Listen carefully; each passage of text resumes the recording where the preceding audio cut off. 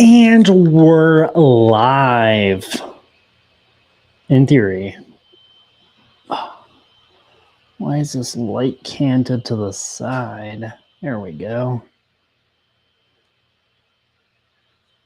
Cheers, y'all. Thanks for watching. Let's see. Are we actually live? Skip survey. And we're live. Welcome back to Tipsy Whiskey Shenanigans. I'm Steven, and today we're drinking some whiskey. It's been a few days, a few weeks since we've done a live stream, so, I'm a little rusty. My hat seems a little messed up, and it's throwing me for a loop as well. It's been a long day. I'm just excited to be here, though. It's been too long since I've drank some whiskey. I actually didn't grab a warm-up whiskey, so ooh, I need to go grab one. And what are y'all drinking? Go grab a warm-up whiskey. Tell me what you're drinking. I gots to know.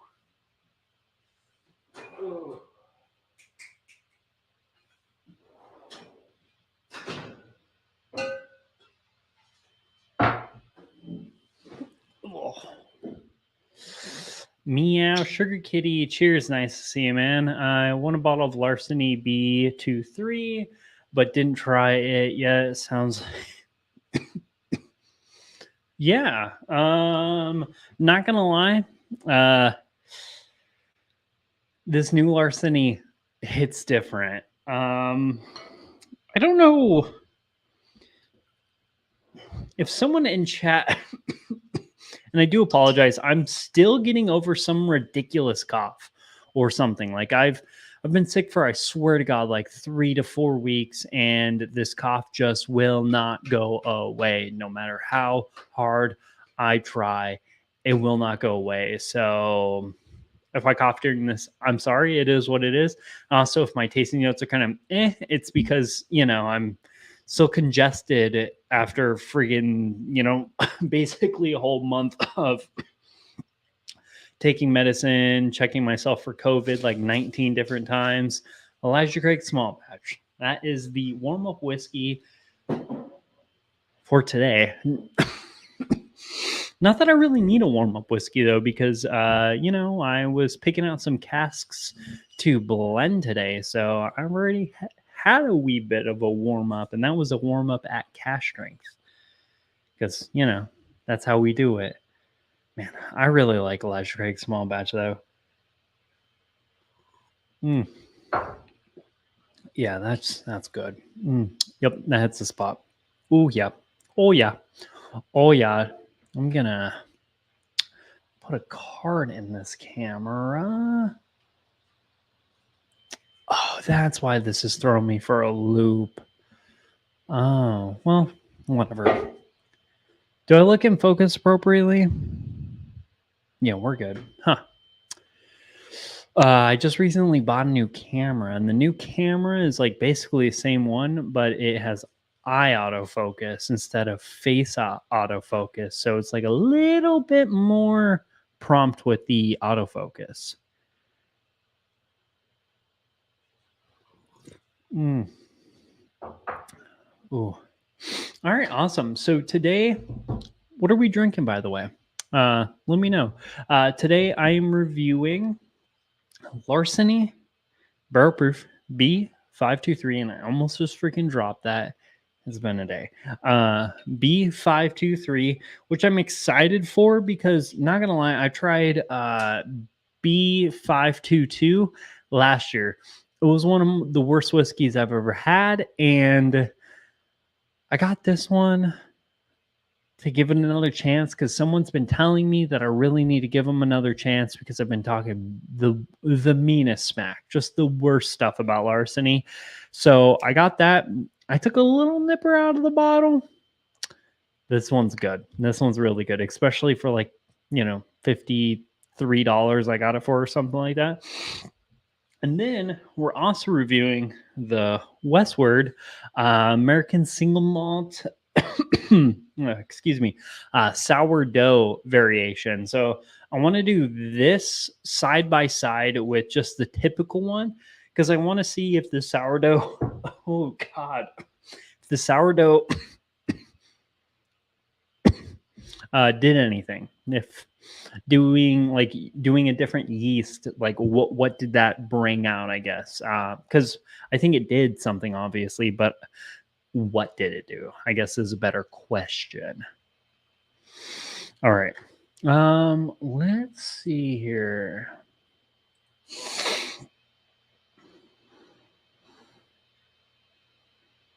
Malt user.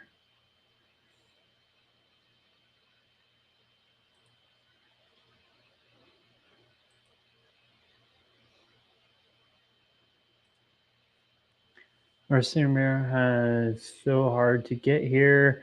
I traded for 8120 and it's a hot mess mixer. Would like to get. Yeah, well, I tried B523 or B522 last year and I thought it was garbage. And then I think the C batch people were starting to be like, hey, give it a try.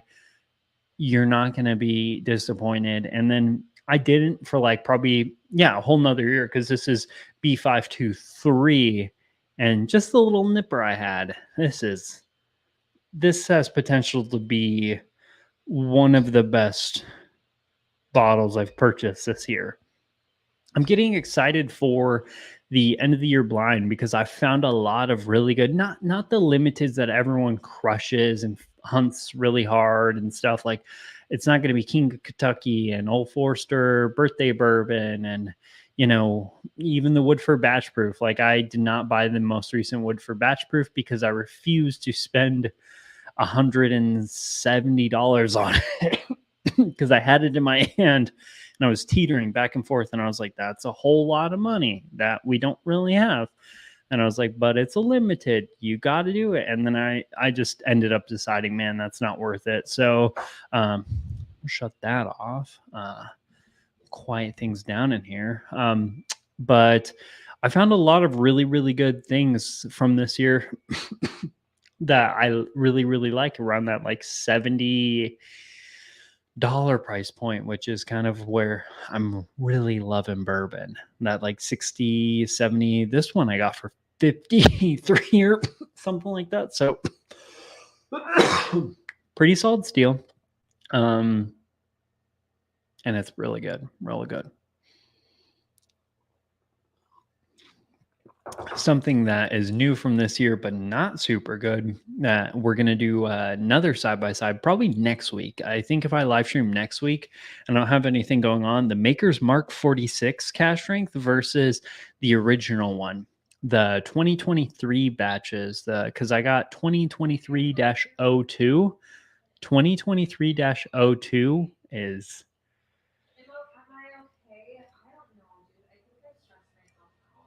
kind of a loss. It's not super duper good, but let's get into Larceny because that's what y'all came here to do. You came here to watch me drink Larceny. What are y'all drinking, by the way? I feel like I know Sugar Kitty's drinking some Larceny, but what's everyone else drinking? God, Elijah Craig Small Batch. That is just a good lower proof bourbon. That is really good. All right. Let me pour some of this.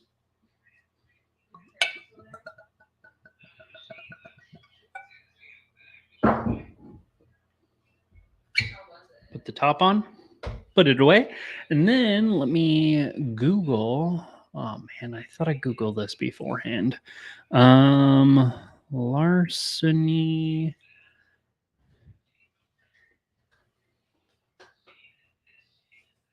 B523. All righty. So obviously, company Heaven Hill. Release date would have been May 2023. I didn't start seeing them until recently. Recently, I found a few that I can purchase. I love the Maker's Mark 46 cash strength 2023 3-02. Oh, Northwest bourbon. We have different opinions about it. I shouldn't say I don't like it, but like compared, well, that's a whole nother. It's good. I'll say it's good, but it's not. It doesn't hold the candle to the older variation that I still have, that I absolutely love. So going into it expecting old school makers Mark 46, very different from what the new one is. The new one, it seems less barrel cask influence, so it tastes kind of like it's younger, but also like it's more French oaked, I guess, if I had to. Geez, and it's good. Okay, well maybe I'm in the wrong. I need to do a blind side by side with them. I still, again, I think it's good. I just don't think it holds a candle to the original one that I fell in love with. High proof weeder is here in Ontario, outside of Weller 107. Yeah, huh. Well, again, maybe I'm wrong. But this one, Larceny Barrel Proof B523. So Heaven Hill, batch number B523. Like I said, alcohol is going to be 124.4 proof. So high proof, but not like the highest, most insane proof out there. Age, God, I do apologize again. Sorry, guys. Age range 6 to 8 years old. Mash bill 68% corn, 20% wheat, 12% malted barley. I like that mash bill. MSRP is supposed to be $60. I got it cheaper than the MSRP, which is freaking awesome. I've seen it other places for I think like $70 or so. And I almost bought it for $70, but then I just kind of wound up on it for like 53 some dollars. So like huge win. Let's get on the nose. Oh, God, this is dense and complex. This is not smelling like it's 6 to 8 years old. This smells way older, way more highly curated, if you will. Which, I mean, it is a barrel proof batch, so I would hope it's highly curated, but this definitely smells more than 6 to 8 years old. I'm getting a lot of this like insane sweetness, but also major baking spices all at the same time. Like so much cinnamon and clove. A little bit of a nuttiness. Toasted graham crackers.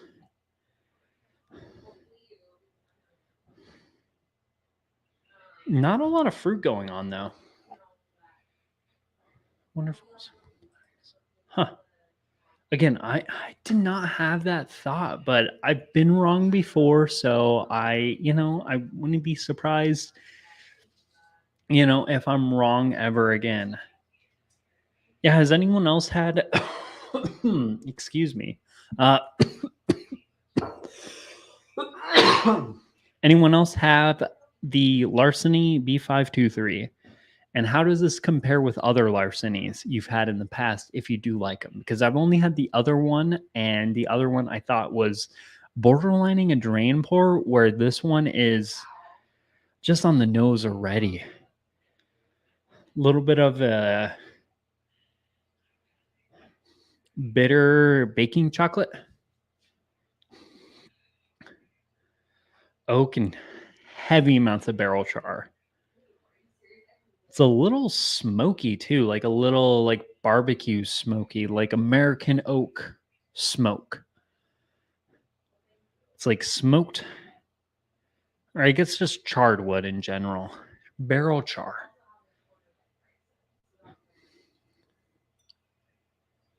God, this smells incredible though. I could literally live in this nose. The proof is very apparent on the nose going into the glass, because I am one of those people who just likes to bury. Oh, that was a mistake. who likes to just bury my nose into the glass.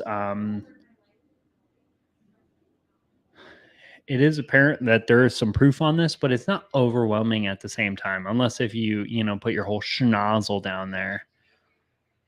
I'll pour it with you. Cheers. Thank you.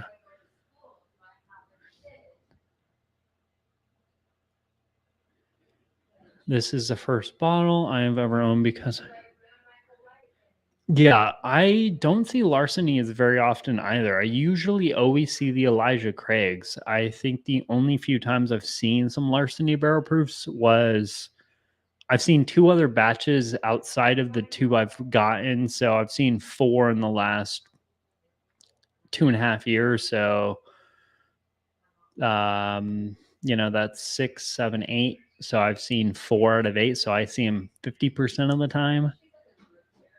God, this is so good. Let's drink it.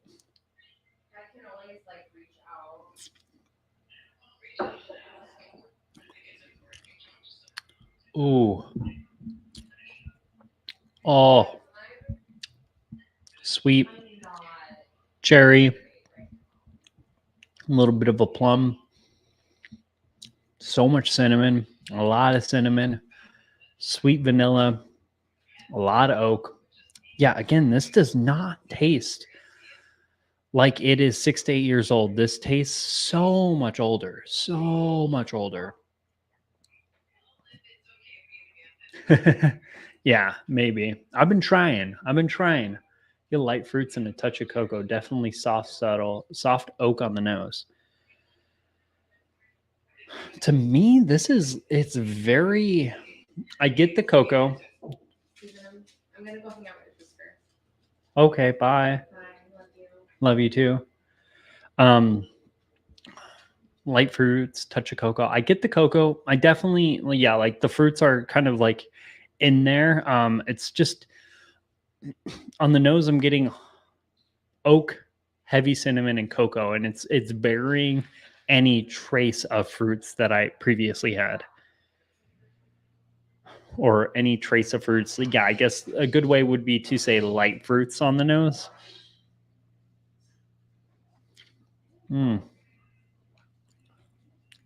Savory sweet oak covered in baking spices and cinnamon. Yeah, I think that's a good way to describe this on the palate. Oh my god, dude, the baking spices and cinnamon are insane. Like, so here, we're just gonna do a. So this one is, again, we'll use those oak, baking spices, cinnamon, sweetness. Like those are like kind of the core tasting notes. Where this one, this is, let's see here, B522. So a year old, relatively close, 0.5 proof points different. So relatively close proof point wise. I think probably same age range too.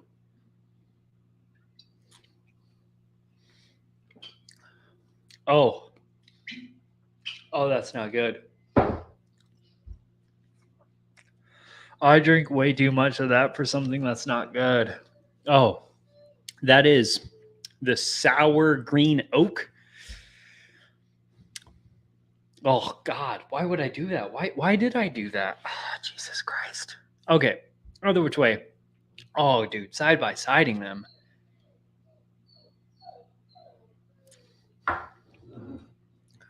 This was the worst larceny I've ever had. Also, the first larceny I've ever had. This is the second larceny I've owned. This is fucking incredible. I just said the F word. Great. Demonetized. This is really, really good comparatively, though. Or just in general. Just, yeah. Hey, it'd be like that. Sometimes you just slip out, and when you can't edit, it is what it is. But this is really, really good. I love the baking spices, the cinnamon, the sweet oak.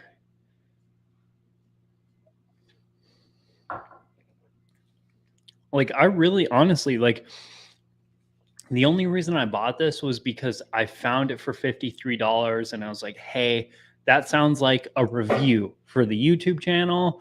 You know, worst case scenario, I don't like it. I put it in like my worst of 2023, worst bourbons of 2023 list, something of that nature. Like a list that is basically just crap talking. Worst case, it's another bourbons I'm never going to drink again. Like that's my thought process going into another Larceny. This one makes me want to buy the next one I see because this is really, really good, especially for the little amounts of money I spent on it. B523, best Larceny. Okay, awesome. Yeah, and I think that's what I was told, C922, because so I remember doing this and I made a series of videos basically just trash talking. Like there was like a, hey, don't buy this bourbon. I did a review. This was in like the worst of 2022, basically. And then a lot of people told me to try, I think, the C batch or the A batch of this year. And I didn't because I was like, yeah, I'm not going to spend my money on it. Because I think I saw the C batch C922 and I think I saw A123. And I was like, yep, I'm out of here. I'm not going to do it. And then this is really, really good. Like, I'm not a huge weeder fan, but that's a really good weeder. Like, that'll play. Oh, man. So, on top of doing a Maker's 46 from this year compared to the old release, I want to do a Maker's 46 versus this because this might be my new favorite weeder. Because for the longest time, I always said the Maker's 46 cash strength was my favorite weeder. This Larceny, I think it's going to take that seat. Unexpectedly sweet right to start, and then spices. Like when you put in a pumpkin pie, but not the pumpkin, then long oaky hug. Yeah, like the oak and the baking spices are insane. Baking spice. Yeah, like this is so good. And I love whiskeys that do that. So like right when you sip it, it starts off sweet and easy, and then it becomes like intense where it kind of like grows and builds. I really, really like those because it's a little bit more of a fun ride. You know, it starts off a little easier.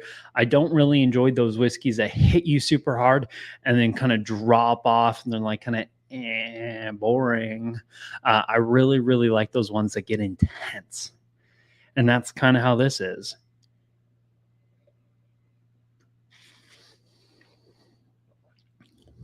Yeah. Super sweet, easy, vanilla, kind of almost like a vanilla custard, nice cherries.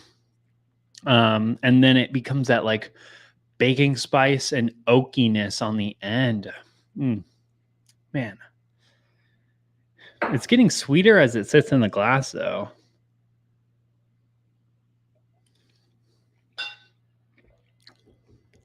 Golly. Oh, you have no idea how insanely happy I am that this was a good whiskey because I really honestly thought I was wasting my money on it. But I just found it at too good of a deal to pass up. But man, the fact that it made videos and it's really good whiskey, that's a win, win, win, win, win for me, Chief. Man, that's so good. Proof isn't quite fair in a 2302 versus, yeah, that's fair. But I would just love to see like flavor comparisons because previously I think I'm going to do all three of those against each other. So the old version, the new version, and the Larceny. Or maybe I'll do, I don't know.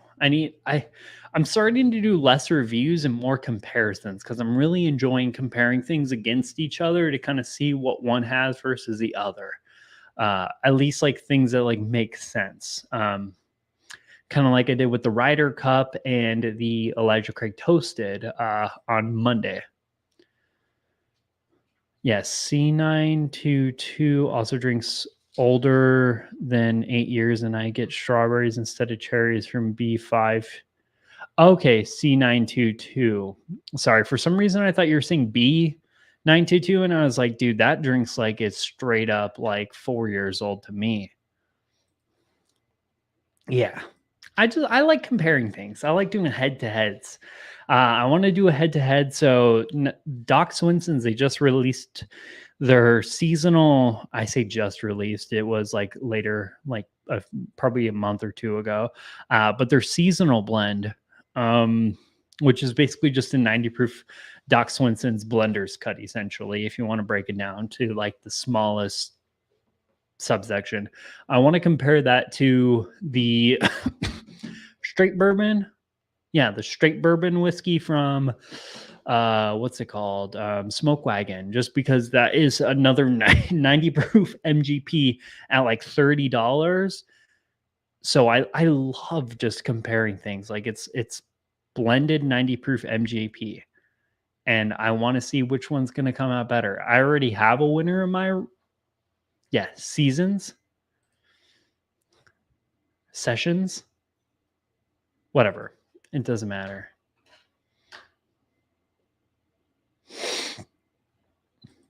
Yeah, I'm a huge Doc Swinson's fanboy. I swear to God, I mentioned them in every single video, including this one now. So, man, that Larceny hit really good. My legs are freaking sweating. So, I sit in a leather chair when I film these videos, and that might be a problem because, like, my legs are just sticking to it, and it's still kind of hot here in Arizona. We're finally getting into the season where like we're not entirely reaching 100 every day, or if we are hitting 100, we're just like hitting 100 like later in the day. So like huge win altogether, but like it's still like it's hot. It's real hot. I'm just happy I made it through a summer season without breaking my AC. That'll be guarantee. Yeah, that's kind of where I think it's going to go, but take it as you try. I have not. That being said, I have yet to see. I'm assuming it's an exploratory cask finish one. I've yet to see a single one of the exploratory cask finishings that I wouldn't pay $60 for. Even the one that was finished in peated Scotch barrels, like the rye that was finished in peated Scotch. I think I might still actually have a sample of it from when they sent me some stuff, but dude, that was really, really good. It's not my typical flavor profile, so I wouldn't personally buy it, but I would say it's worth $60.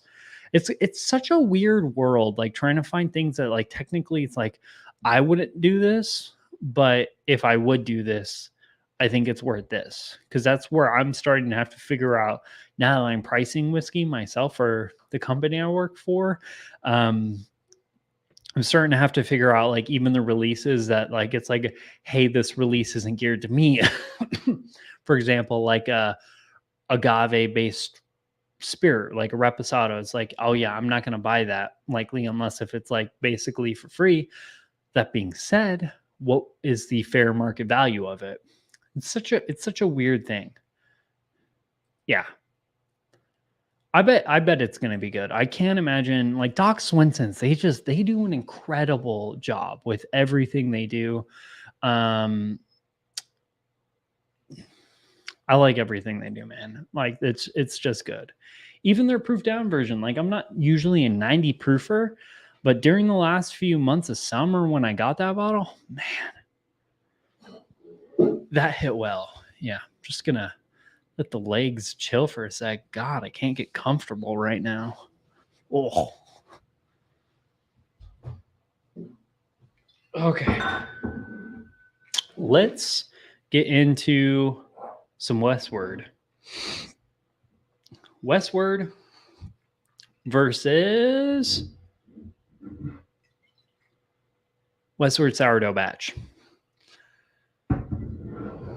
I love everything that Westward has to offer, full disclosure. So if it seems like I'm fanboying out, Westward's like my version of Doc Swinson's, but for American single malts.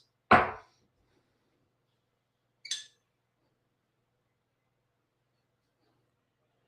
absolutely love them. Baker Drinks, cheers. Shredward in the house, cheers. How are you all doing? I actually have some good information on this bottle too.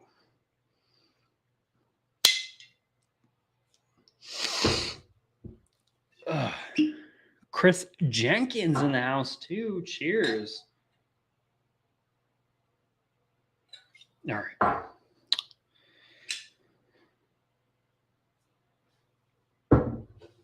All right, let me go get that.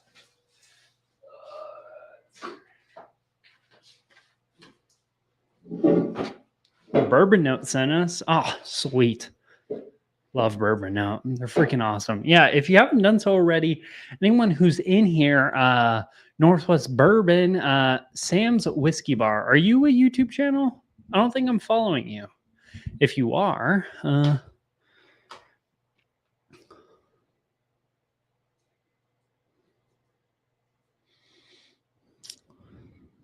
let's see.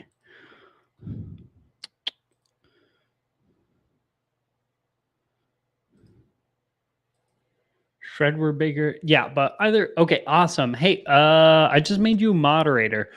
Put your link in chat, as well as if someone could put Northwest Bourbon's link in the chat. And I think that's about it as far as I've noticed.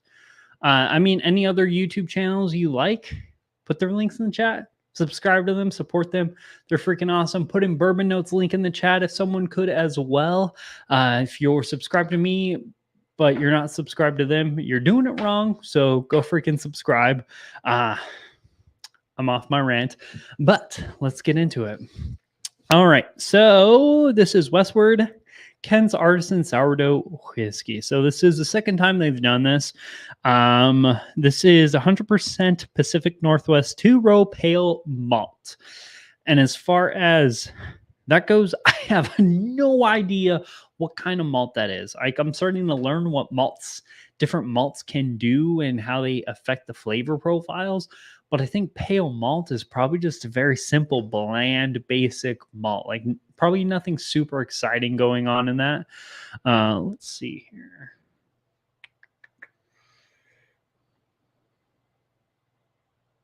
Okay.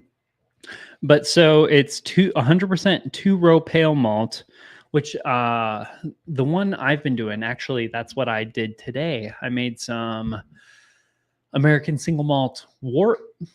I think that's the industry term for it. I mash some American single malt wort, and we do it's like 90%. It's 90%. I think it's just 2-row malt from Arizona. And then it is 10%. It's like a caramelized malt, basically, which is a specialty malt that we get from Germany. Jeez Louise. And that's also another reason why I'm dying, because I inhaled some dust on accident, because, we can't have nice things around here. But so 100% 2-row malt. Yeast, they used sourdough levain, Levain.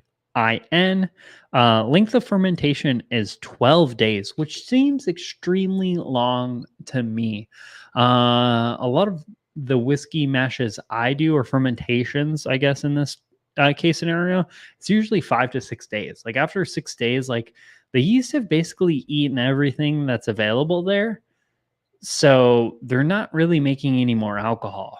At least the yeast we use. Again, every yeast is going to be different, but 12 years old seems, or not 12 years old, 12 days old seems extremely long to me. And then proof down to 90 proof.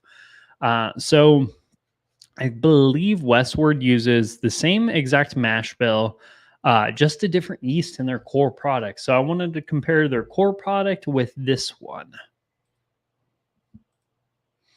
It is an exploratory. It is a native oak from Oregon Westland, has a single malt finish. And yeah, I've wanted to get that multiple times. Man, it is not cheap. Not cheap at all. Awesome. Thank you for doing that, man.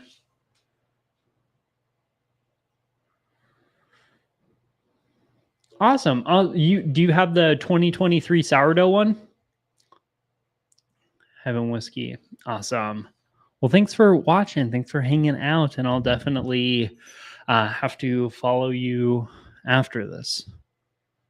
But without further ado, let's smell just some basic Westward single malt.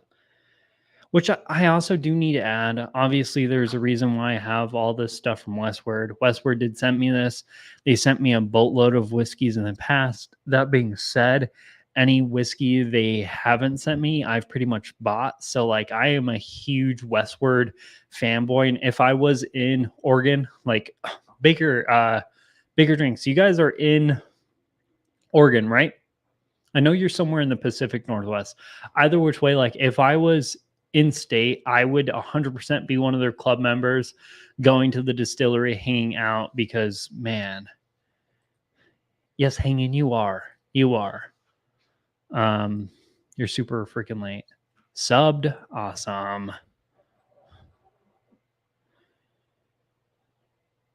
Oh man, I love the sweet maltiness. Like, no one does that, like, chocolatey malty. There's no other better way to describe it other than, like, it's malty. No one does that, like, maltiness better than Westward. It is just sweet malt, but it's very heavy on the malt. We're in Washington, about an hour from Westward, and are a member. Yeah, you see, I would be a member of their club.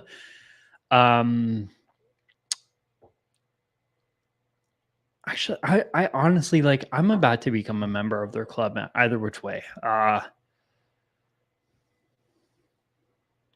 don't know. I'm on the fence of it. If I see a release, I don't understand their club, full disclosure. So I feel like I need to reach out to them to, like, understand it. But I know there's a lot of perks for, like, in-person type things, and I would definitely utilize those. Again, if I could be there. And I know, like, Washington wise, because so my wife has some family in Bothell, or is that Washington? Seattle. Is Seattle in Washington? Washington. Oh yeah, yeah. Yes. Sorry. I'm a freaking mess right now. So yeah, you're in Washington, Westward's in Oregon. Geography. No, so the wife has some family in Bothell, Washington.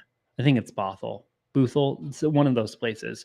So I know Westland is on my hit list whenever we visit Seattle, because she also has some friends in Seattle. So that's definitely on the hit list. I need to go there. And Westland's somewhere where I want to go. But also Westward, like Westland, Westward, Balcones, Iron Root, and that's it. Like, those are the 4 distilleries I want to hit.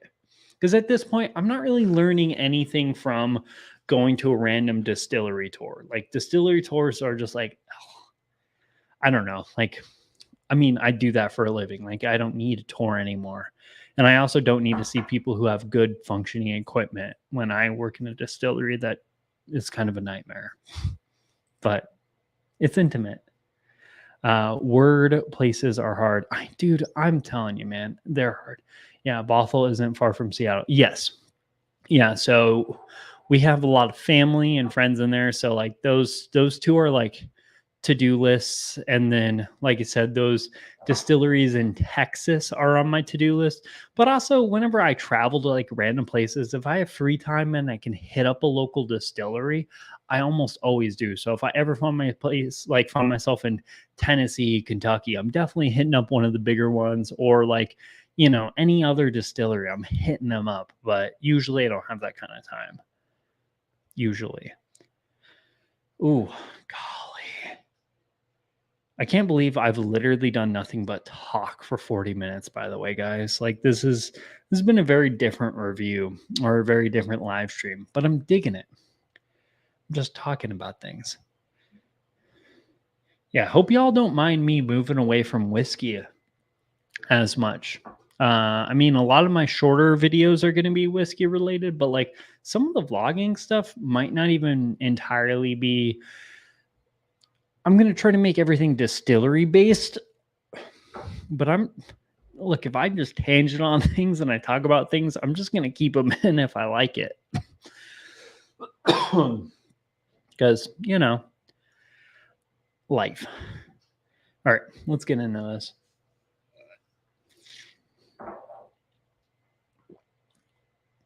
Oh. Malty, stone fruit.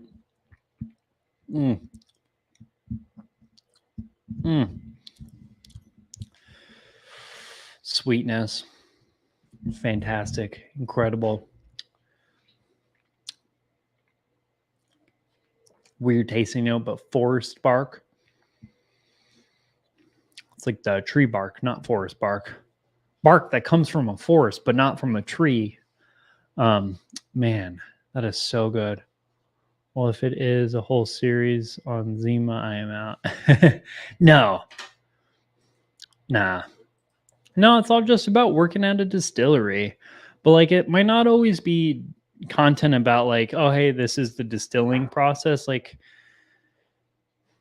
because I don't want to keep redoing the same stuff. So it's kind of just going to be like whatever happens that week, as long as it's like entertaining. Like I've had to cut a lot of things out. Heading to Ben Holiday soon. Hope I get a Rick House. Yeah, Ben Holiday seems awesome. I really want to get my hands on some of their stuff. Ooh. So this has like a green banana note on the nose. Oh, these are so different. Oh man, I almost just spit all over the place.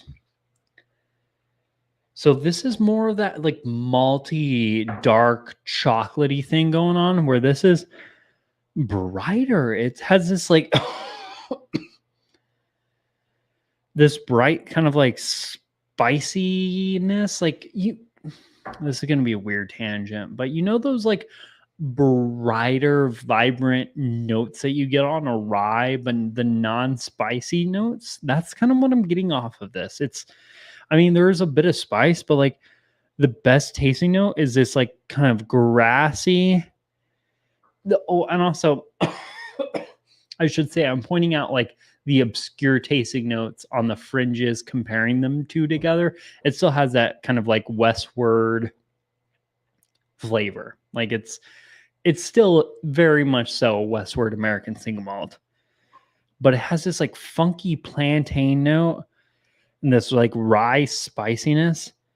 It's like this herbal vegetable coughing nightmare. Jesus Christ, I'm freaking dying. Golly.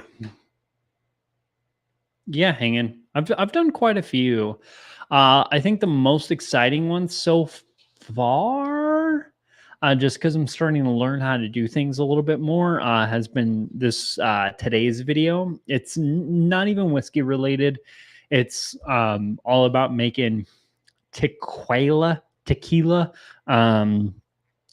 Or well, I guess I should say agave-based spirits, which is what I've learned, a total shit show, but I think it was a fun video to film, at least at a minimum. Good buddy, almost done making dinner. Hell yeah. Herbaceous, yes. It has a little bit, but it's still like it's a back end of herbaceousness.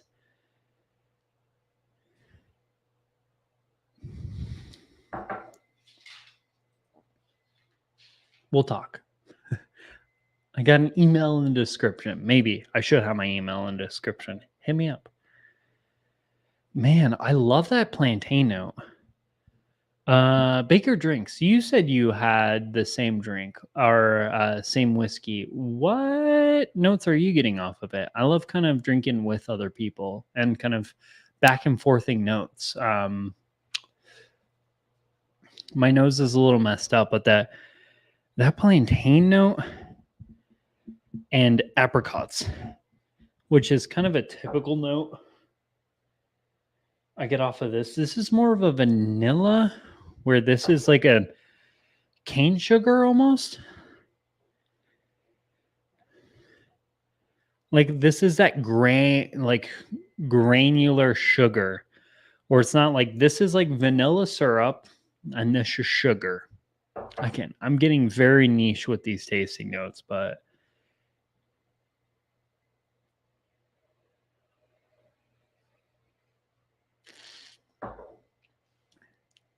a visitor from Wisconsin at Trevor's hit me. Oh man, that is so interesting. Hit me up on the side. Let me know when. Tuesdays are kind of this relatively free day, or well, like it's relatively free in the sense that like I need to be busy for about 4 to 5 hours milling grains, because it's just like it's 4 to 5 hours of like checking the mill every like 10 to 15 minutes. So it's like stupidly boring, but also what should I say? It's boring, but also kind of like I need to be there to mill them, or else like distillate or mashing day is going to be a nightmare. But yeah, I can make room,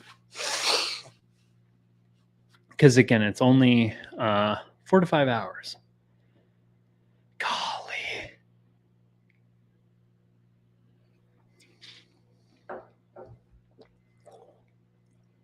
That is just so fun. It's sweet. It has that like plantainy vibe all the way through.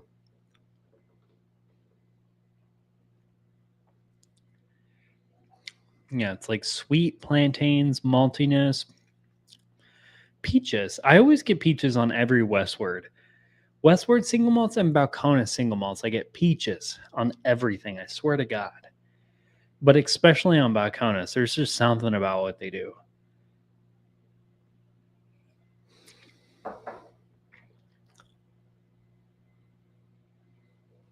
Friend of Holden's from Bourbon Bar, or Holden himself?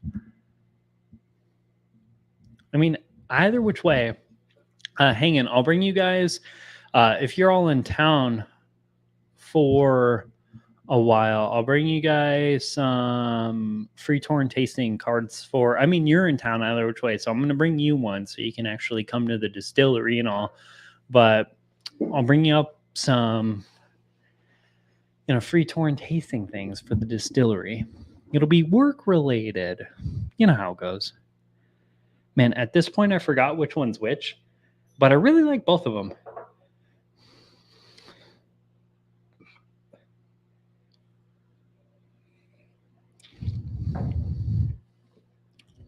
I think I'm leaning.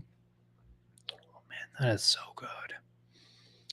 It's a little bit like toned down, less intensified, more of this kind of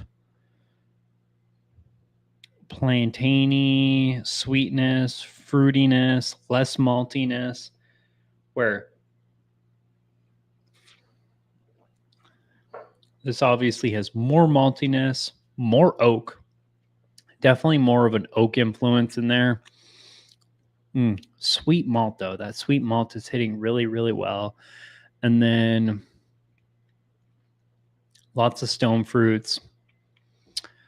I think I like, as an overall whiskey, I think I like the sourdough variation better. Sour, yeah, it's not an everyday kind of American single malt, but neither is Westward. Westward's not an everyday kind of single malt because, again, it is very malty. It is super heavy on the malts. And I like this because this is somewhere in between that typical very malty single malt from Westward, like very malty, very roasty oak, stone fruitiness, to like it's like lightening up, it's adding some vibrance, it's kind of making it something more. I could drink this every day.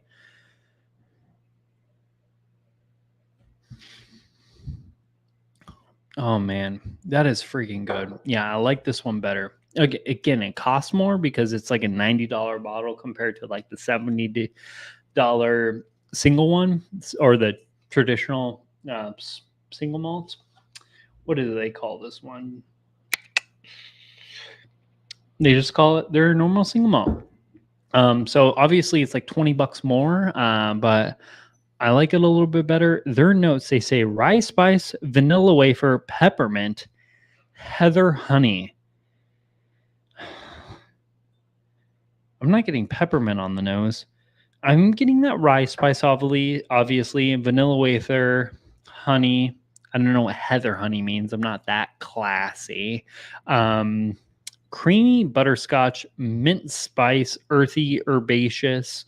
I would add plantains to that. Stone fruit, chocolate, vanilla bean. Yeah, I agree with all their notes in one way or the other, except for the peppermint. I don't get a lot of mintiness so far.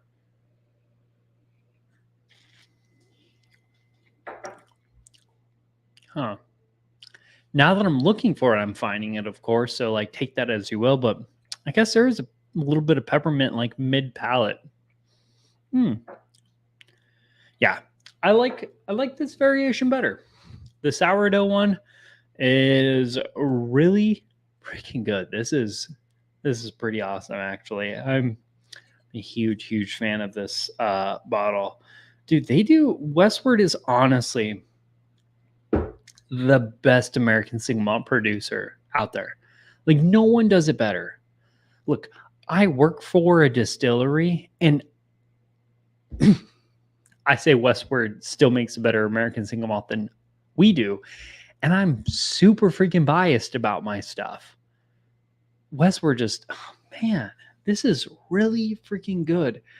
Again, not the most price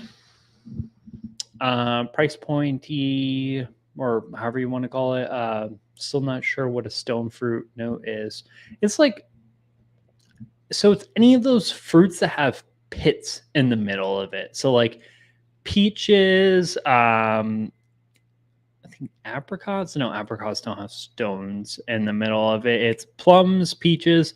Those are the only two that I can think of in my head. But like those kind of notes, they have this like earthy dark fruit note, I guess, if that makes sense.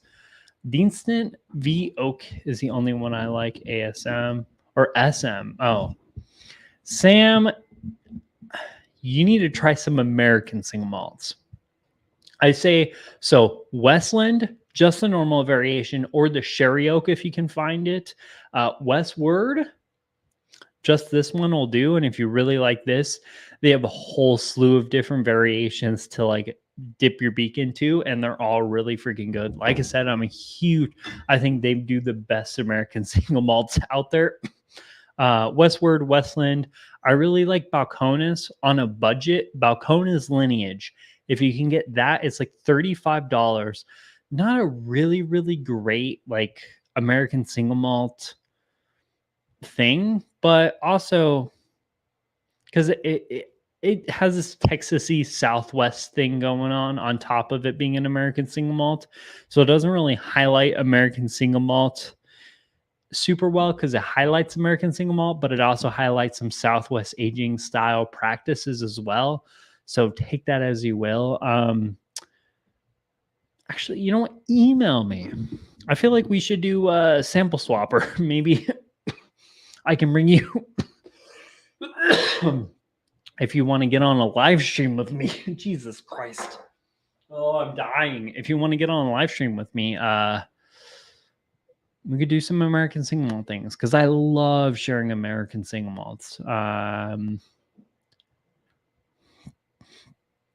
Always talking about scotch. Any dill? No dill on this one. Troy gets like a burnt bread note.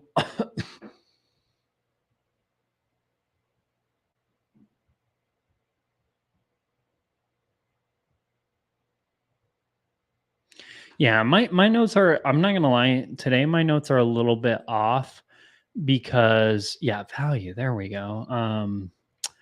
I kind of came into this live stream a little intoxicated because again, we had to pick out which So the distillery I work for, we are very much so small batch as hell. So our batches of whiskey are basically like whatever 2 barrels we decide we really, really like or what complement each other, where if we blend them together, they're going to get some sort of specific thing. So basically today I blended whiskey for a little bit. I didn't film it on the YouTube channel, which is unfortunate because it was really good content. I just did not bring the camera, but yeah, we did that at like 2 to 3 o'clock ish. And yeah, your boy got a little intoxicated by doing that because it was about 5 barrels all at cash strength and trying to figure out which one's which, not eating enough food, things of that nature. So my palate's already kind of shot as is getting into this live stream. And at this point, I am 100% intoxicated because the words are starting to be gibberish. Having trouble spending money on single malts when I want so many bourbons. Sam, how many bourbons do you have? I'm assuming your name's Sam as well. If it's not, weird choice of YouTube channel. Peach, apricot, yes. Oh, plums, nectarines. See, Sugar Kitty, you're a little bit more skillful, not skillful. Classy, a little classier than me, or well versed in classier things. McCarthy's, Hood Rivers Distillery, over 160. No, okay, Sam, you definitely need to buy some American single malts. Come on, dude. You have enough bourbon. Like, how many bourbon do you need where it's all like, oh, this is just a mid-tier, like Kentucky bourbon? Like, I know we talk about the nuances and the differences between, like Turkey to Old Forester to Barton to all that other jazz. But like, honestly, they're all like same, but different, but still same. I mean, not exactly, but there is a big difference between bourbons to single malts and things of that nature. So I don't know. I love trying new things, exploring things. 3 American ASMs. What are they? Oh, hey, Brunsies. Do you want to drink some whiskey too, buddy? Just kidding, you can't. Man. I just blended them both together and I really, really like it. It has so cranked up the maltiness, but I still get that that plantainy note I was getting. Sensation to tasting notes, maybe a good description. Sensitive to tasting notes. Yeah. 291 Spirit Hound. So I know nothing about 291, but I haven't heard super good things. I haven't heard bad things either. So take that as you will. But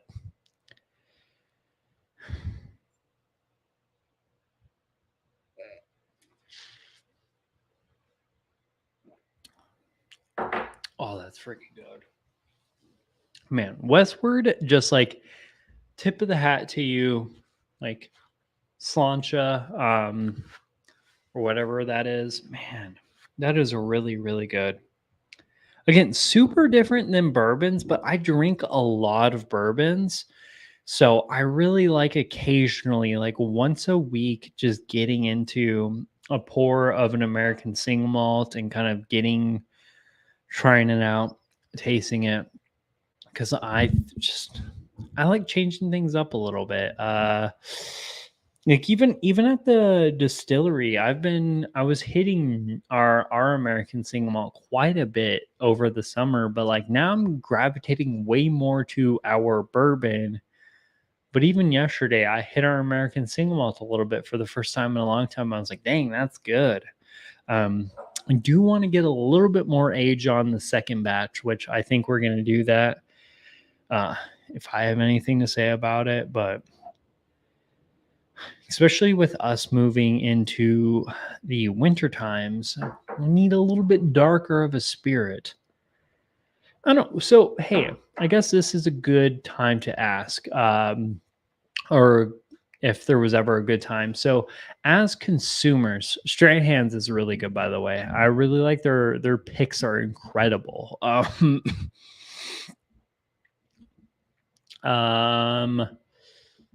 was I trying to say?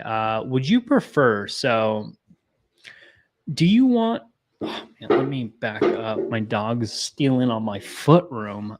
Would you prefer from we'll call it a craft distillery, so not even like a big distillery like Wild Turkey, because Wild Turkey 101, I want a consistent flavor profile, but like as a craft distillery, like say you find a craft distillery and you really really like what they have to offer, would you prefer they batch products according to whatever season they're releasing that product at, or they just batch the product, like kind of trying to be consistent with every single run? And by that, I mean like kind of like during the summer, we're talking lighter, brighter. During the winter, we're talking darker, more robust.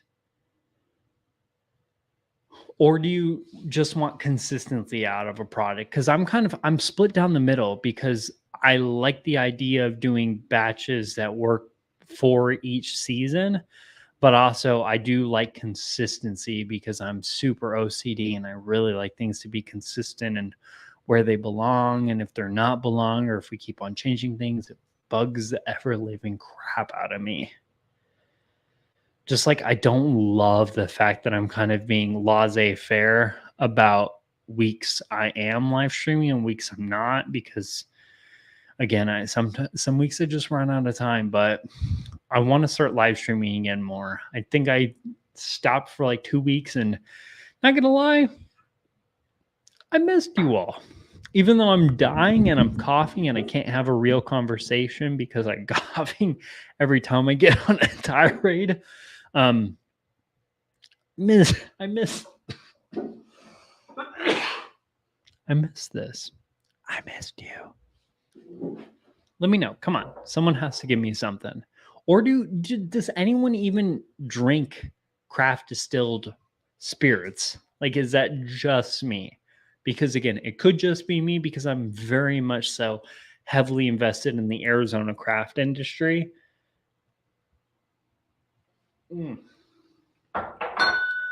And I guess the Oregon craft industry, because I really like Westward, although Westward's they're not craft anymore, or I feel like they're not, because they're so big. I'm an 80s kid, and single malts remind me of Band-Aids when I was a youngster. Lover of Breast 12 in Kings County peated. Okay. Remind me of Band-Aids. I need to get you into some good single malts too then. Like not even American single malts, because there are a lot of good single malts that have nothing to do with peat, briny, Band-Aidy, rubbery funkiness. Like that's Lefroy talk you're getting into. Even the smoky peaty ones, like there are some smoky whiskeys out there that have nothing to do with that. Smoke is not my favorite flavor profile, but there are some really good smoke whiskeys out there. I like subtly smoked whiskeys.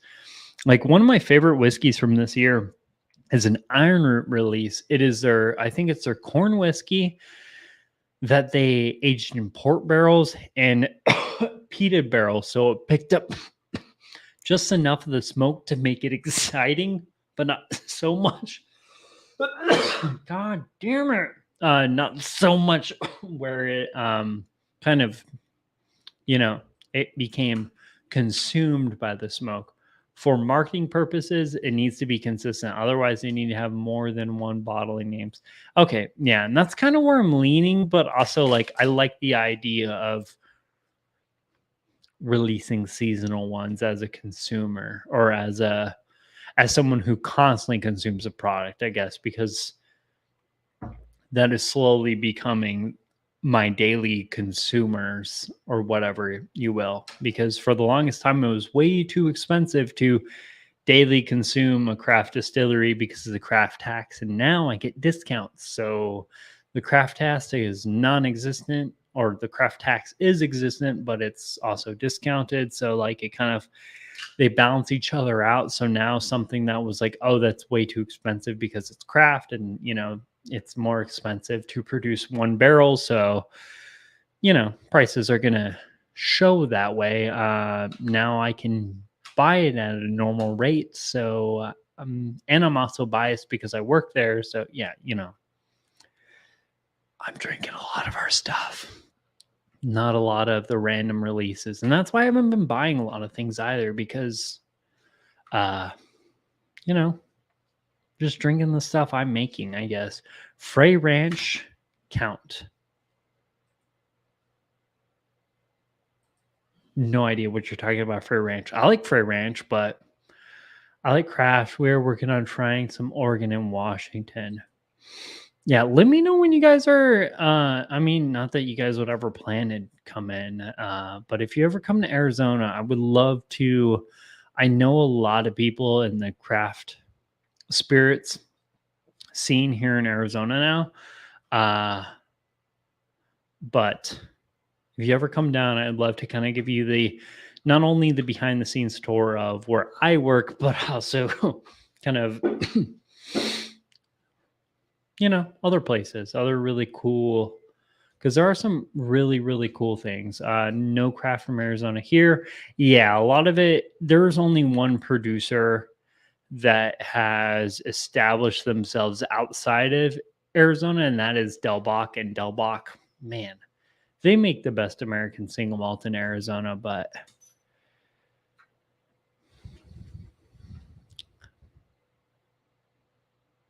I just love their stuff. They do great stuff.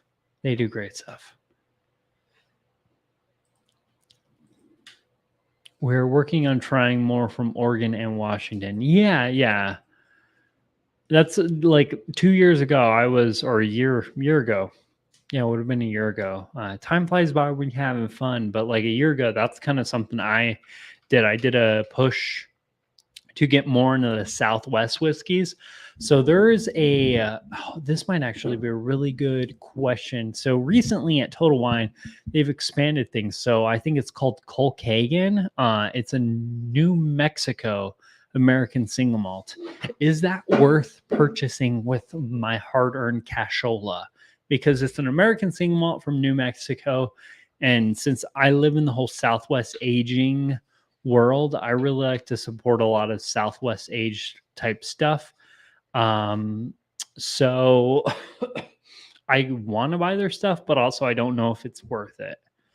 I mentioned a bunch of Scotch. 80% of all Scotch have no peat and no. Yeah, you see, again, Scotch gets a bad rap. My issue with Scotch has nothing to do with the peaty band-aidiness. It's the fact that everything's super expensive, but that makes sense because of export tax, import tax, sales tax, it'd be import tax, so export tax, import tax, and then it would go the producer to the distributor, or actually it might more go the distribution tax, because so yeah, it probably goes this way. So likely what happens is the distributor likely buys it in Scotland, and then they have to export it. So when they buy it, it gets taxed. And then when they export it, it gets taxed. So that's two taxes already. And then when they import it, it gets taxed. When they sell it to the seller, whether it's, a Total Wines, a local, mom and pop shop, whatever you want to call it, it gets taxed another time. And then you get taxed when you purchase it. So that spirit has been taxed 5 times just to get from Scotland to you. So prices are obviously going to be higher. And there's also other costs associated to that because they're not selling it directly in their area. It has to get on a boat, get traveled, get put on a truck, get traveled from there. Like, all of that stuff costs money. And those sellers of those products, they offset some of the costs on the consumer, obviously. So that is why Scotch will always be more expensive in America than American-based spirits. At least in theory. I mean, if American-based spirits don't calm the hell down, it might not always be the way, but like, man, bourbon just needs to chill with their limiteds. General Peter, all I do is generalize. That is what I do. I generalize things here. This YouTube channel is not for like nerdy people per se. I mean, now that I'm distilling and I'm starting to learn, I'm getting a little bit nerdier. God dang, I'm getting a little bit nerdier and a little bit more in depth with the things I talk. But like usually I live my life with generalizations. Yeah, that's fair. Frey Ranch has, I don't believe Frey Ranch has a single malt. Counts as craft. Okay. No, I'd say Frey Ranch definitely is.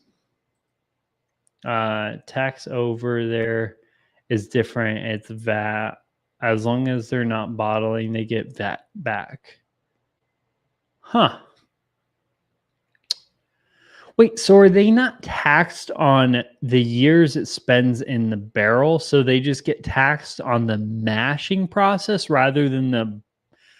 Because what happens here is the federal government only cares about when we put things into barrels. Once we put things into barrels and they have the barrel info, because the TTB, you know, all those overarching government entities that basically tell us what we can and cannot do, that's when they start taxing us, and then they calculate certain things, and then you get fined if for whatever reason you have more angel share than what they would have projected, which is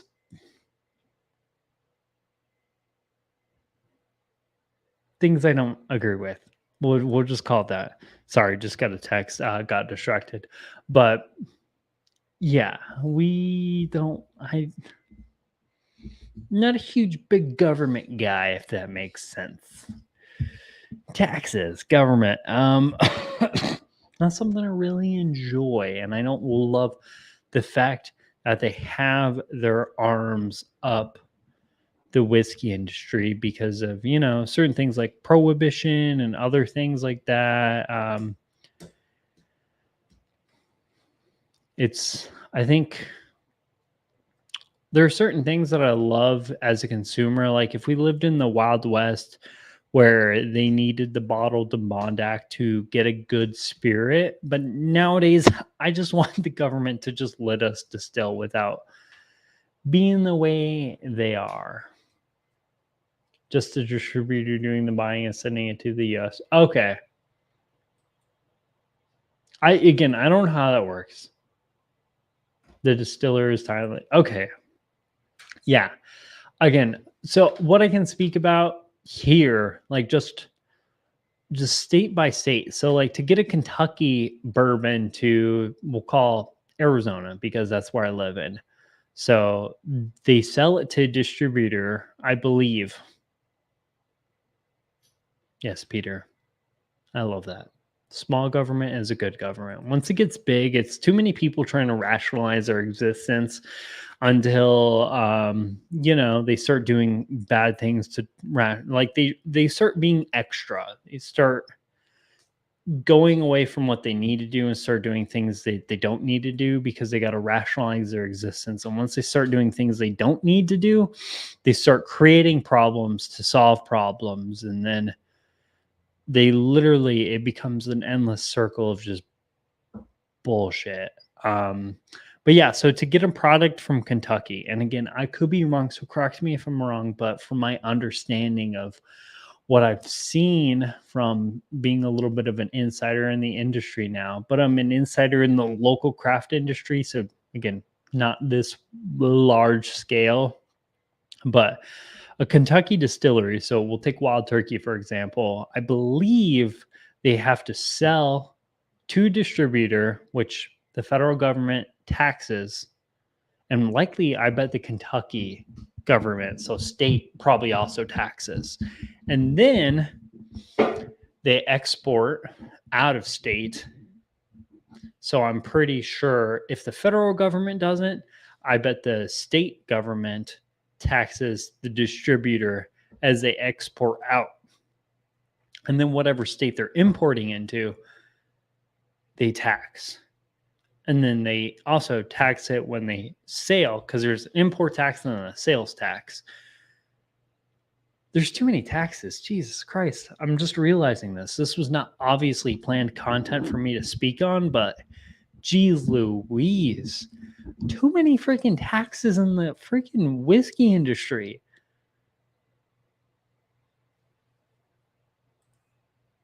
If you're a distributor in the US and not a retailer, then you have a tax certificate and no sales tax. Okay, so there's no sales tax on distribution. Is that what it is? So as a distributor, when I export, I have to pay an export tax, and then I have to pay an import tax, but I don't have to pay a sales tax from selling from the distributor to whatever the we'll call it a total wine.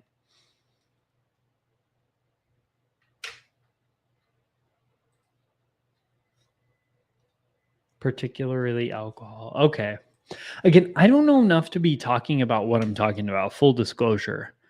I just know enough that it makes me super upset that there are so many places that we as consumers get taxed. And you eat the cost as a consumer too. I guess that's the general thing. Like, you got to think, moving things across from different countries to another, like, it's going to cost more getting another country's booze into your hands, because it's going to be taxed more in one form or another. Things are going to be taxed more than they should be. And then even state to state, like, things get taxed more the more they transfer different hands and other things of that nature. Again, ones and zeros beat me, but it's unfortunate. I don't like it. Correct, the retailer needs to collect sales tax. Okay. But yeah, like you said, there's different kinds of tax than sales tax. So sales tax is the final tax. So that's the tax that the consumer directly eats, but the consumer also indirectly eats, and the price point of the product, all the other taxes. Depending on how you look at it, this is just a decently intoxicated man talking shit about the government, which is kind of what I do, even though I technically, through an indirect form, work for the federal government, because they pay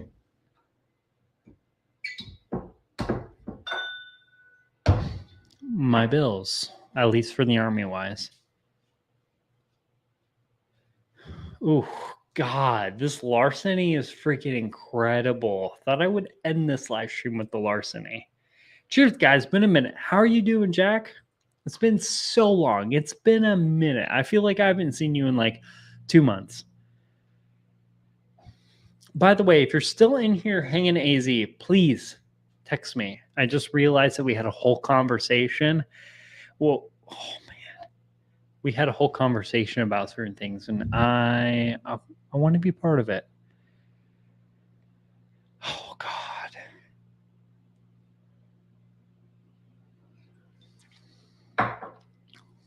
Oh, that's so good. I wonder what other people thought about this. Let me do some. Oh, geez, I don't know how to spell Larceny. Do some short perusing. Let's look at Breaking Bourbon here. All right. So Breaking Bourbon, because I'm really impressed with this. I wonder what other people have to say. Oh, yeah. So this is good. They give it 4.5 out of 5 barrels, which is pretty high for them. They don't usually go that high. ADHD, loved it. Yeah. I think this is an incredible. This was gonna go high this year. It might not place in the top 5 per se. Maybe my top 5 because my top 5 is kind of like the poor available man's top 5, but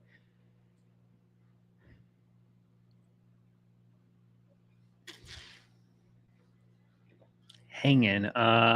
Better value than Elijah Craig and higher proof. I don't know if I would agree with that. Ooh, that's going to be a fun one. I mean, this Glencairn's dirty, but I don't even care. Jack 12. I haven't had any Jack 12. That's a bit beyond my price point and allocation. Yeah. Work has been crazy, so I haven't been able to catch anyone early. That and archery season started, so I've been doing that too. Hell yeah. Jack, have you gotten anything? By the way, I mean, I'm not super in this field anymore because I was for like a split second before I met my wife, actually. That was a rabbit hole I was going down. It was whiskey and archery. Those were like my two things. I bought a bow. I think I have a Matthews bow. I swear to God, I haven't touched it except for the day before I met my wife. So it's been about 2.5 years since I've touched my bow. But I got really deep into archery for like a year and a half. And then as soon as I met my wife, not blaming her, but I haven't touched my bow. She obviously didn't stop me from getting even heavier into whiskey, but archery, I guess it got harder. And I also don't live in a place where archery hunting is super big. I live in a big city and directly work for the federal government. Yeah, you know how it goes. I shoot a PSE. Okay. PSE is good though. Yeah, man, this whole conversation is making me want to pull out the bow.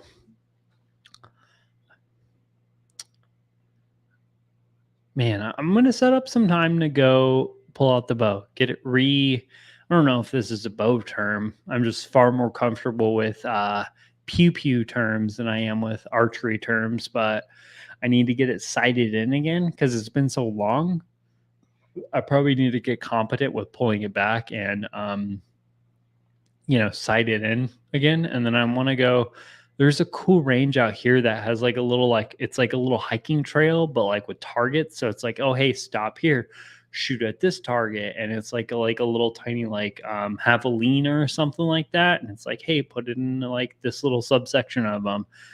And then, you walk on to the next one. It's kind of like golfing, but for like projectiles, which is dope.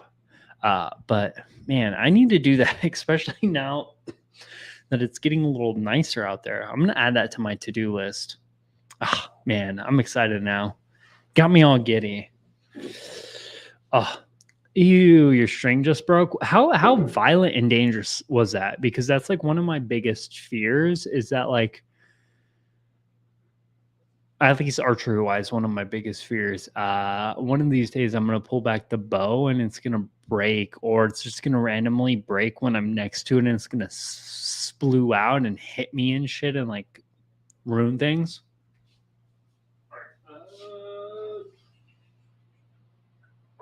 Here we go. B523 Elijah Craig. So I want to compare these two because you just said it is better value than, or the Larceny was better value. And I think I'm still leaning this ECBP, but only one way to find out. And the wife just left like an hour ago. So like I got nothing to do. I mean, I am going to have to close this down because, life, but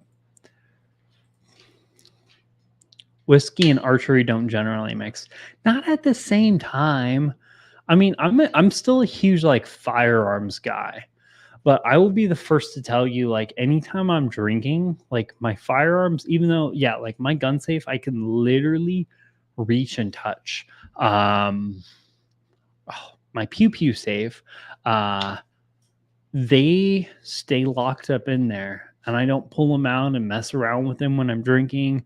I put my carry. I have a biometric safe in my bedroom. I put my carry pew pew in there anytime I am drinking. Like I don't mess around with that stuff because that is the easiest way to make mistakes and have to deal with the consequences of those mistakes because you're drinking. It's just it's stupid. The amount of times I've have conversations with people who I know actively carry all the time. And like, yeah, dude, I just still carry it. I'm like, dude, that is so stupid. I just, again, I don't get it. I was actually supposed to be hunting her in the National Convention in Chandler. Hey, Jack. So you're in Chandler this week? Email me. Come to the distillery. Check it out. Or don't even come to the distillery. I'd love to meet up with you. Hit me up, Jack, please. That would be awesome. I know you're probably busy, so obviously don't wreck your life. But if you're in Arizona, we should definitely meet up. That would be awesome. Peter White, oh, I don't do then. Yeah, whiskey after the archery or projectile. It was in my garage hanging. My rage cut it on a hunt, and then God, it snapped on the wall and not me. Okay. Well, that's awesome. 30-06 for me this year. Well, that'll get her done. I'm more of a 300 Win Mag kind of guy, but I like that necked like Magnum cartridge because I think it's still 30 cal, so all the same size projectile, but like 300 Win Mag, that just brings so much more power even compared to a 30-06. Man, I love my 300 Win Mag. I built a beautiful one.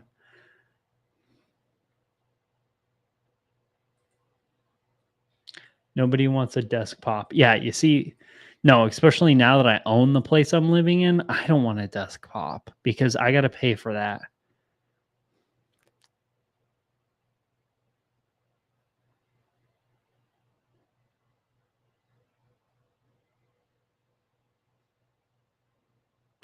Oh, okay.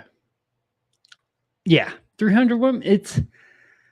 It's a great, like, it's not so big where it's significantly bigger than, and by big I mean like bulky compared to like 308, 30-06, things of that nature. So like it's still like it's a mid-tier adjacent to big boy calibers, but also like I feel like it's also like way easier at the same time, or way more performing.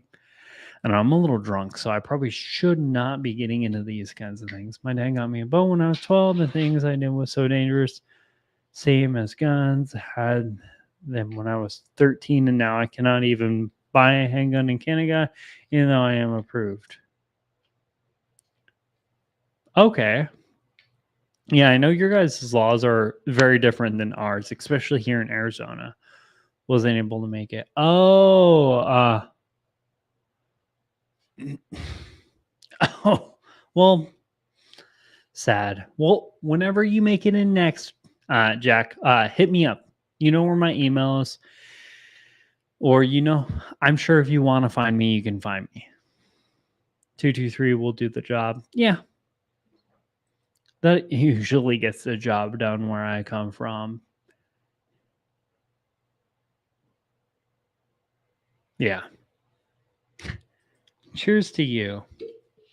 Yeah, time to pour this ECBP, drink some water, and compare Larceny Barrel Proof B523 versus ECBP B523. The first one that lost the age statement.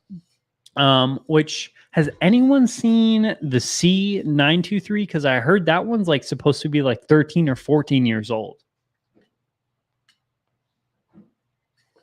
Which kind of confirms my suspicion is like these ECBPs are going to be kind of hit or miss, not only batch wise, but they're going to be kind of hit or miss for like one's going to be way higher age statement, one's going to be lower age statement, so on and so forth. But let's get into this ECBP 11-and-a-half-year-old.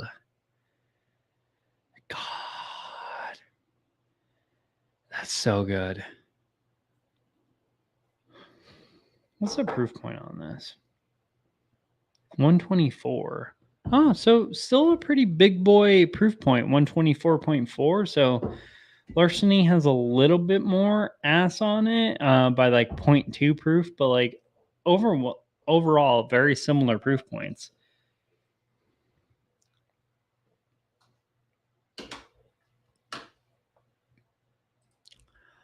I'm a reloader too. I'll be getting ready for waterfowl over the next month.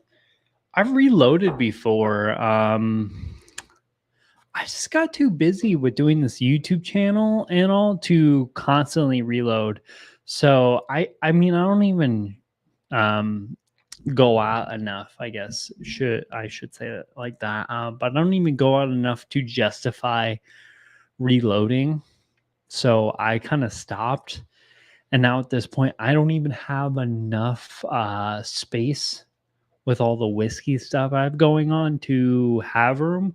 Because this table actually, it's either this workbench or the one right here. One of them has like the holes in it to put my reloader mounted onto it. But again, I just don't have the time to do it.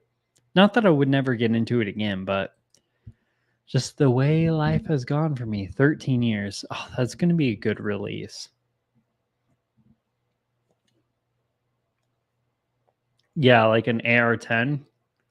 I've had one, but it was also, I had one during the time that I was reloading, and I got rid of it because I was so into reloading for like a year. And that AR-10 would just chew through all the brass. Like any brass I did, I couldn't resize it appropriately because it was just mangled and like messed up. So I ended up getting rid of it to get something that was a little bit more in line with what I was actively doing, because I was getting a little nerdy with reloading, and the AR-10 was just like chewing through things. Yeah, but I'm kind of more of a, bear with me.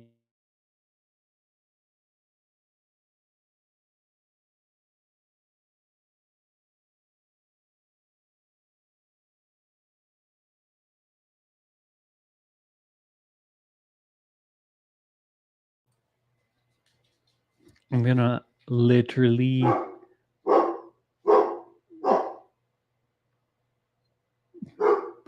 this dog. I'm not actually gonna do that, but Jesus Christ, he's so annoying. Man, that dog is a lot to deal with from time to time.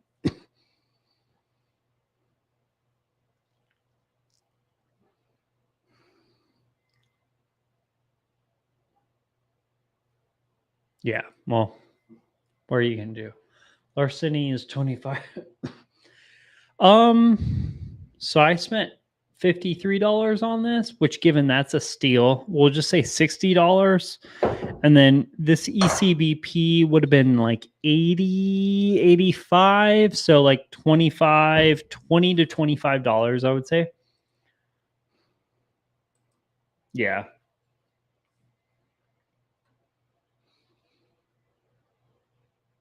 Yeah, to get back on whiskey. Yeah, we can tangent for a while on certain things. There's different interests outside of just whiskey.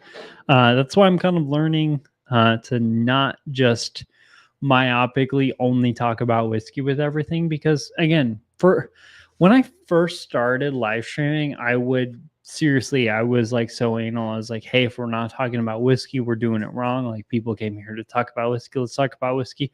People have different interests, man. Like, sometimes if you tangent, like, the people you want to talk about or people who are interested in what you're talking about, we'll bring it up. But again, if I'm off out of line, please just let me know. I'll reel it back in, because I can tangent like nobody's business. I scored some hitters. I got a purple top will at 1792. Sweet. Heat sweet. Heat sweet. Jesus Christ. 1792 sweet wheat and hard truth sweet mash rye. Yeah, I do too. I mean, that's my go-to. I mean, me being army guy, that kind of tracks. Yeah, I haven't heard of them. M1A1, she's surpassed. Yeah. Well, same, but different, but still same. Because I also had one of those at 1.2.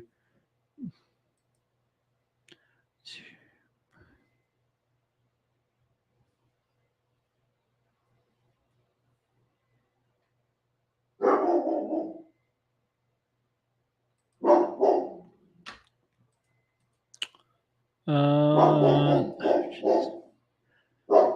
that dog.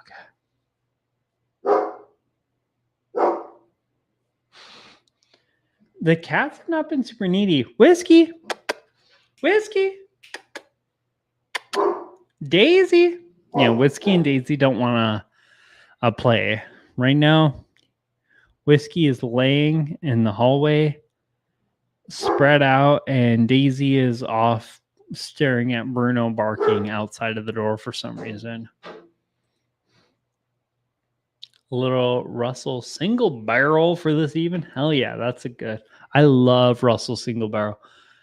Creeping to 100s before we know it. Yeah, hanging. I freaking know, man. It's getting more and more expensive. They're still good and all. I really hope if they creep to 100, if they creep, if they creep to 100, that they offer a little bit more for that money. Like, I hope that it's, because what I really think is that they're going to be off and on. Like, one's going to be like, hey, this is a 10-year-old single barrel release. Oh, hey, this is a 14-year-old.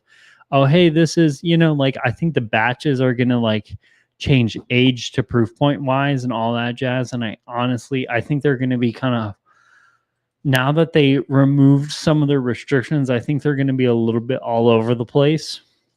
So I really hope that they bring it with each one of these batches if they're going to start charging those price points, because we're no longer paying for just the age statement.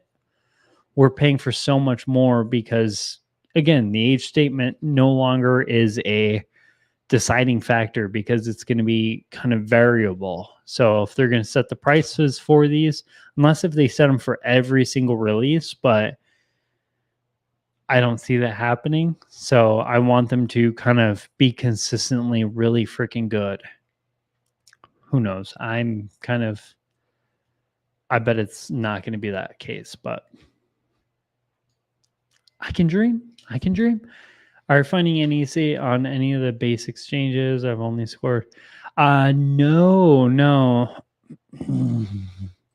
I mean, so we don't have a big base here in Arizona, outside of Huachuca, but that's pretty far away, and I don't go there very often. We have the Air Force Base, which I was just at the other day, and they didn't have anything going on there that was really, really good. They had some tags for some really cheap bookers, but they were all off the shelves by the time I got there. Yeah, that's pretty much about it. There was nothing really, really exciting, but who knows? One curry is around $50 if you can on the screen. ECBP hasn't increased too much of its round and boost. It's more than 60, 80. Yeah. So here right now, it's like 80 to 85-ish, somewhere around there. You bought 48 whiskeys in March? Sam, you must be balling, dude. There's no way I could buy 48 whiskeys and hell wouldn't freeze over and my wife would beat me to death. If anyone can give me a 13 colony double oaked, oh man, Mike, I'm with you on that. Like, second me for that. Like, if you can hand deliver me some 13 colony double oaked, I'll pay the money. I mean, within reason. I'm not balling, like I just said. I'm okay with the different age statements. I'm a fan of when whiskey is ready. It's that I do agree. But I'm hoping, the price point reflects. I guess the long story short is I'm less concerned about the numbers and I'm more concerned about the flavor profile. Like, I want the flavor profile to reflect the amount of money that they're requesting me to pay for this product. Some Cuddy 12. Love this stuff for affordable blended. No idea what that is. That sounds pretty horrible, though. For Cuddy 12, that's a horrible name. Who named that? Like your great-great-grandfather? James Taylor in the house. Cheers. I get a bonus in March. Okay, that's fair. Yeah, so you kind of sent it, Chief. For 112, that's too much money. I bought a Booker's for 100 around this time last year, and that was too much. I tried a Little Book 7. I've heard a lot of positive reviews, but kind of expensive. Everything's expensive so far, unfortunately.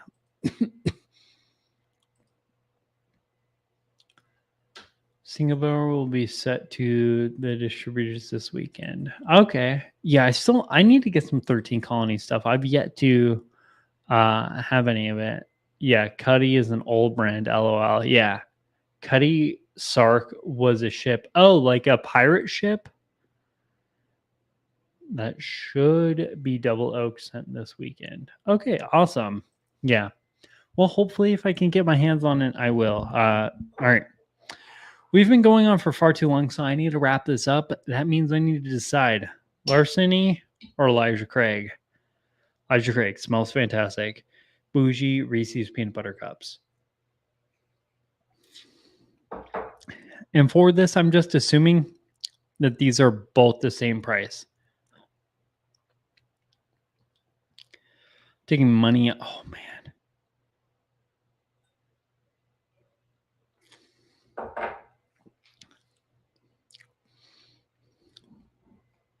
Oh, this is close. This is way closer than I thought it would be. So, Larceny, more oak, somehow. More oak, more baking spice, more of this vanilla custardy, where Elijah Craig has this like vanilla thing going on. Along with that nuttiness.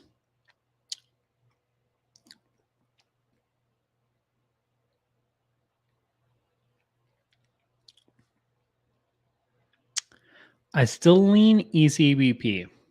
I lean ECBP. So, and by full disclosure, this is ECBP B523. So the one that not a lot of people loved. I lean this over the Larceny. But if you asked me a year ago, is Larceny close to ECBP anyway? I'll be like, hell no. Today, a drunk Steven at a minimum, because I am relatively intoxicated. In case you couldn't tell with how long this live stream has gone, I'm calling them close. Like, I'm still going ECBP because I like ECBP. Like, I like that flavor profile that I get more than the Larceny flavor profile, but dang, they are close, which is awesome. I love that. I hope to God Larceny's just keep getting better and better. Because I don't want to hate on Larceny. I really want to like everything that Heaven Hill has to offer. With how much I like Elijah Craig's, I want to love everything Heaven Hill has to offer. But it doesn't always go that way. Like literally, Elijah Craig was some of the best stuff I tried last year, and Larceny was some of the worst stuff I tried last year. So, I'm excited to see that they're both coming up really good this year. And this, I just 50-50-ish, plus or minus X amount of percents. I just 50-50 them. The sum might be better than the parts.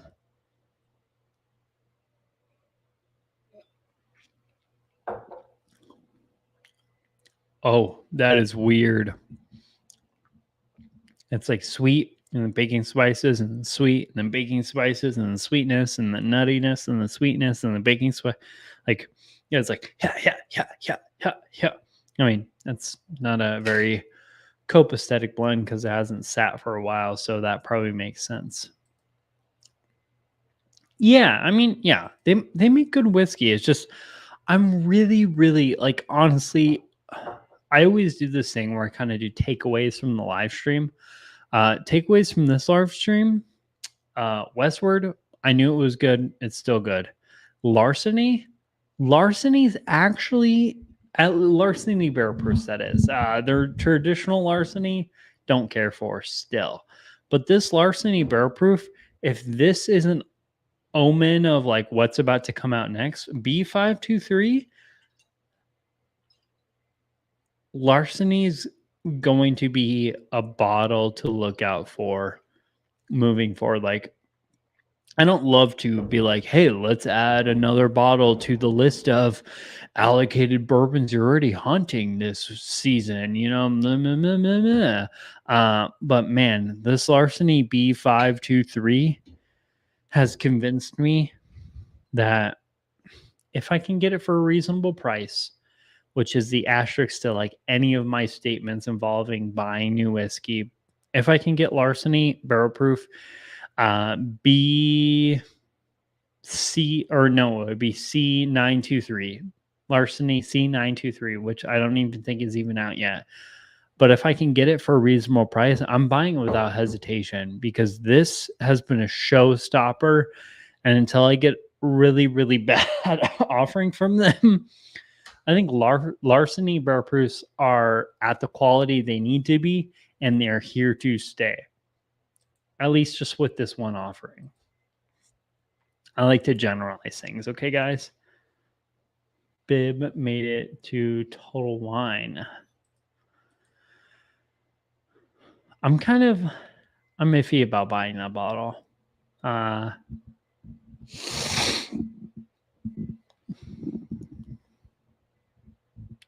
From Douglas Ling, called the Journey series. Jack, can you send me that information? Because I don't totally understand your comment, but I really like the idea of really good whiskey for $35. I have a redemption flight back there in the cabinet that we need to do at some point, but man, oh man, Redemption High Rye, for it being like a $25 bottle, that might be the best $25 bottle out there. Yes, hang in. Oh, I finally tried Redemption. Okay, awesome. Solid? Okay. Solid at what price point, if you don't mind me asking? God. Look, this might be a weird one, but if you have both Larceny B523 and Elijah Craig B523, blend them together 50-50-ish. This smells incredible.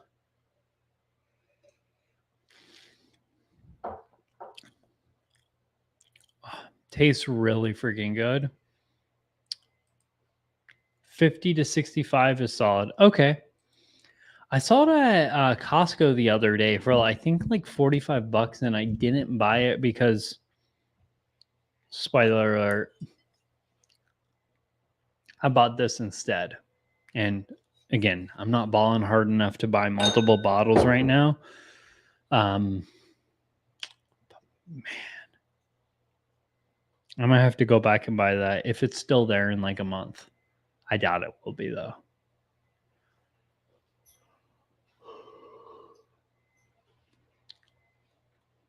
If you're looking for blended malt, okay, so Douglas Lang is blended malt. Guys, I really like Compass. I really like Compass Box. Go back. Eventually. Again, we got to rationalize what we're willing to purchase. And I'm so happy I bought this. All right. I'm going to wrap this up because I got to pee.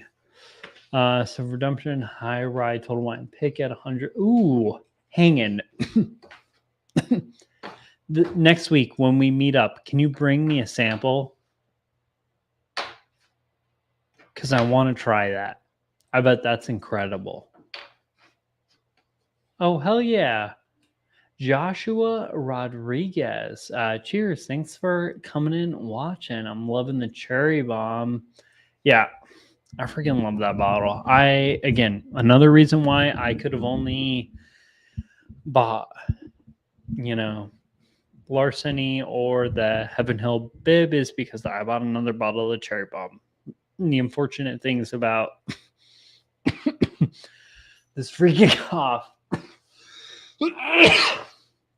the unfortunate lives of, working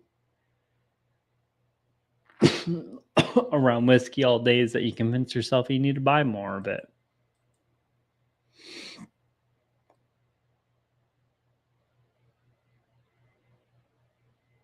Yeah, Jack, thanks for coming and hanging out. All right. I've been drinking nonstop for about 2 hours now, more or less. I'm sufficiently super intoxicated. So I'm going to wrap this Bad Mama Jam up. Thank you guys so much for sitting in, hanging out with me, talking with me.